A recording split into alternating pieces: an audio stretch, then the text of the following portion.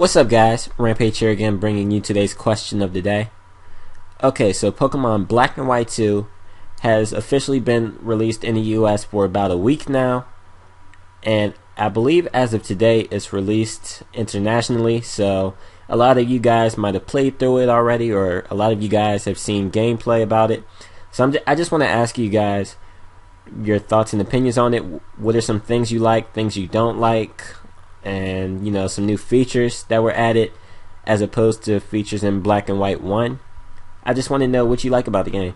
For me, I'm going to have to say that I like that you can catch Pokemon from other regions before you get to 8 gym badges and defeat the Elite Four, because in Black and White 1 you couldn't really catch Pokemon from other regions until after you defeated the Elite Four. But I like that they changed that.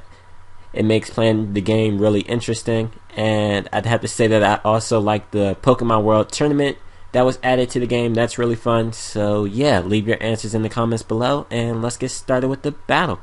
What's up, guys? Rampage here again, bringing you another Pokemon Wi-Fi battle. Here we actually have a battle against TheFlamingSpade, pretty big YouTuber, pretty cool guy. You most likely know him.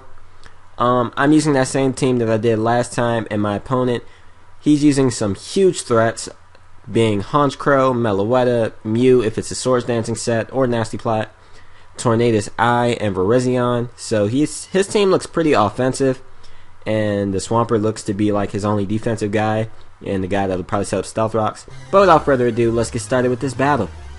I'm going to lead off with Flygon, thinking that I could just deal damage or U-turn out depending on what he leads with, and he's going to lead off with Meloetta, so I'm just going to go for the U-turn on that thing. I know it's super effective, and he might just switch, and he does opt to switch. He goes out into a Swampert, and I'm just going to U-turn out into my Quillfish, thinking that, okay, he went out in the Swampert to get up his Stealth Rock, so I'm just going to go into the Quillfish to get up my hazards. I can go for some Toxic Spikes. Those will be really beneficial to me. So I'm going to go for the Toxic Spikes, but he's going to go back out into his Meloetta.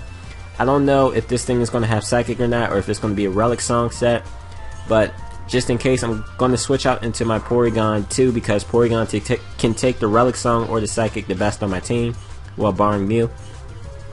But he is going to go for Relic Song, and he's going to transform into his Step form. Now I'm thinking he's going to go for the obvious Close Combat, so I'm just going to go out into my Mew.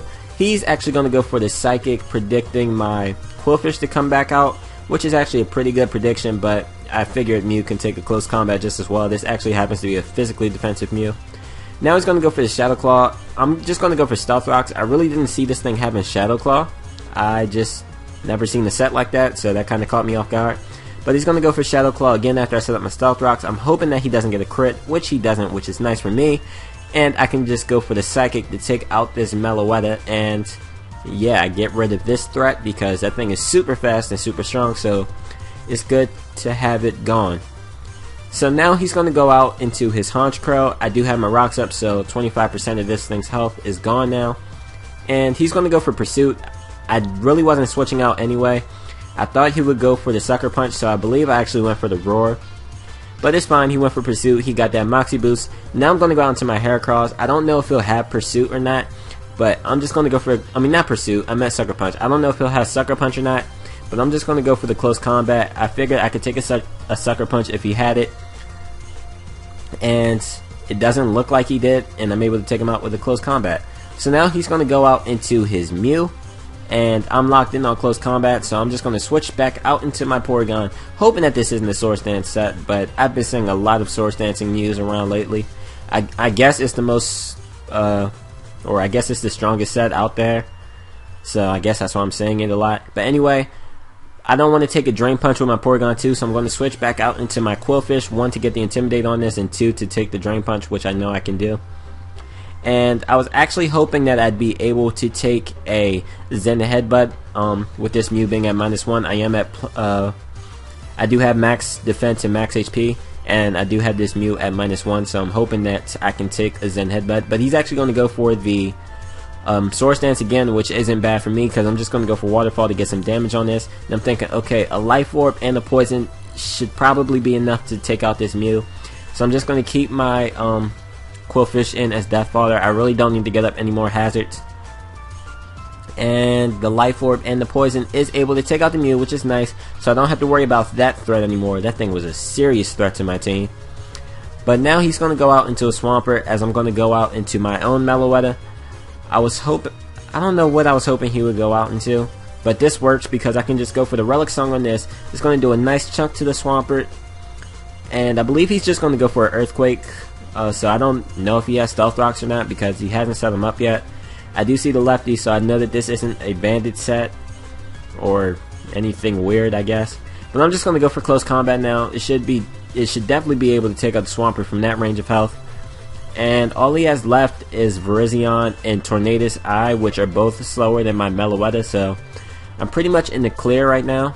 He's going to go out into his Virizion. I don't think Virizion can take this Close Combat, so I'm just going to go for it. And yeah, Virizion's not going to be able to take a Close Combat. Its defenses are the best. Its defenses aren't the best. And Close Combat on Meloetta is really strong. So now his last guy is his Tornadus Eye.